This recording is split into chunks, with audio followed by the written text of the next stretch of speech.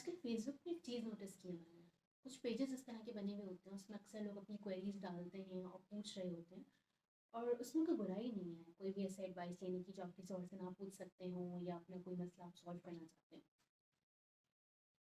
तो अब इससे मुझे क्या चीज़ लगी इसे, तो अक्सर लड़कियों ने कोई ना कोई ऐसी चीज़ बताई होती है, कोई ऐसे अपने प्रॉब्लम शेयर किए होते हैं कि they are having some kind of relationship. I am talking about the unofficial ones, not about the official ones, like शादी और इस तरह की चीज़ें। ठीक है, विदाउट फैमिली इन्वॉल्वमेंट उनका कोई ना कोई इस तरह का अफेयर या कोई ऐसी चीज़ चल रही होती है।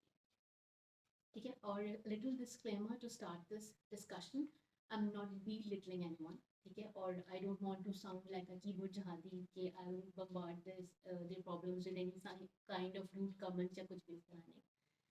ठीक है, तो उसमें ये होता है कि रिलेशनशिप चल रही है and they're seeing all kind of red flags. ठीक है, अब वो लड़का उनके साथ बिल्कुल भी सही से पेश नहीं आता इन टर्म्स ऑफ बातचीत, इन टर्म्स ऑफ बिहेवियर। कहीं कहीं फिजिकल अब्यूज़ है, और कहीं तो सेक्सुअल अब्यूज़ तक बात जा चुकी है। ठीक है, अब कुछ भी नॉर्मल नहीं होता।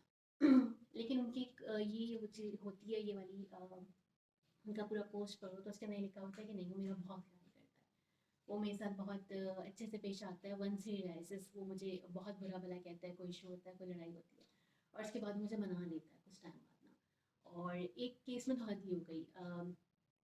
उसमें ये बोला उसने कि कुछ पिक्चर्स हैं लड़के के पास मेरी, और वो मुझे कॉन्स्टेंटली ब्लैकमेल कर रहा है, लेकिन वो मेरा बहुत ख्याल करता है, और it will be very unfair कि अगर मैं उससे शादी के टाइम जो है ना वो शादी ना करूँ।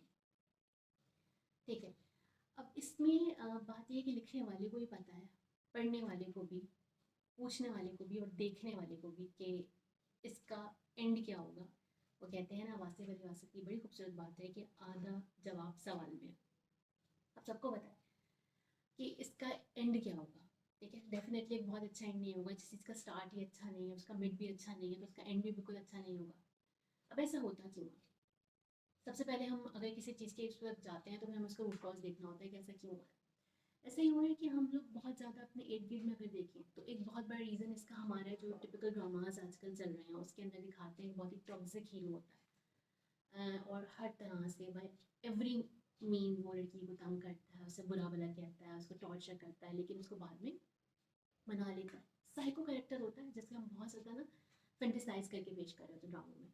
और तो लोगों ने क्या किया, उसके साथ लिंक कर लिया कि अगर अपने ज़िंदगी में हर कोई अपने आप को हीरो हीरोइन नहीं समझ रहा होता, अपनी कहानी में तो हर बंदा हीरो होता है, या हर बंदा हीरोइन होता है।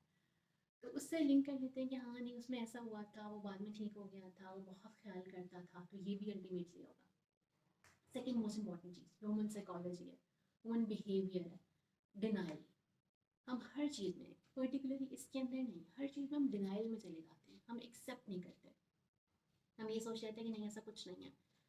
ऐसे केस में भी by seeing all kind of red flags लड़कियां बहुत डिनाइल में चली जाती हैं कि नहीं ऐसा कुछ नहीं है। और थर्ड चीज़, कि करेज नहीं होती है, कि there is no courage to break this kind of toxic relationship, या कोई भी आपकी ऐसी फ्रेंडशिप भी है अगर अपार्ट फ्रॉम दिस हम बात करें तो हमेशा एक चीज़ याद रखनी चाहिए इस एस्पेक्ट में, किसी भी और चीज़ के अंदर, एक्सेप्टेंस।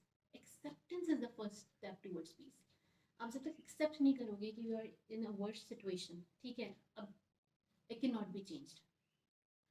अब आपको इसके साथ डील करना है, you have to think of a way out of it. तो सबसे पहले उसको एक्सेप्ट करना है। आंखें बंद कर लेने से कि ऐसा हो जाएगा, मैं आंखें बंद कर लूँ सब ठीक हो जाएगा, मैं उसकी सारी बुराइयों को नज़रअंदाज कर दूँ, ठीक है, लेकिन उससे कुछ ठीक नहीं होने वाला। हम ये समझते हैं कि हम कुछ अर्से के लिए उसको इग्नोर कर देंगे और सब चीज़ें बेहतर हो जाएंगी। नहीं, in the longer run of life नहीं होगा। अल्टीमेटली आज नहीं, या आज से 5 साल बाद या 10 साल बाद वो इंसान आपको अपनी ज़िंदगी से निकाल दे, या आपको उसको अपनी ज़िंदगी से निकालना पड़े और फिर आपको ज़ीरो से स्टार्ट करना पड़े, तो बहुत बेहतर होता है कि आप उसी वक्त अपने आप को ज़ीरो से स्टार्ट करें। ठीक है, कहना बहुत आसान होता है, करना बहुत मुश्किल होता है। इमोशनल डिपेंडेंसी बहुत ज़्यादा हमारे लोगों पे हो जाती है, जिसकी वजह से हमारे लिए कदम उठाना बहुत मुश्किल हो जाता है। लेकिन अल्टीमेटली अगर कोई आपको उस मुश्किल से निकाल सकता है तो आप खुद हो।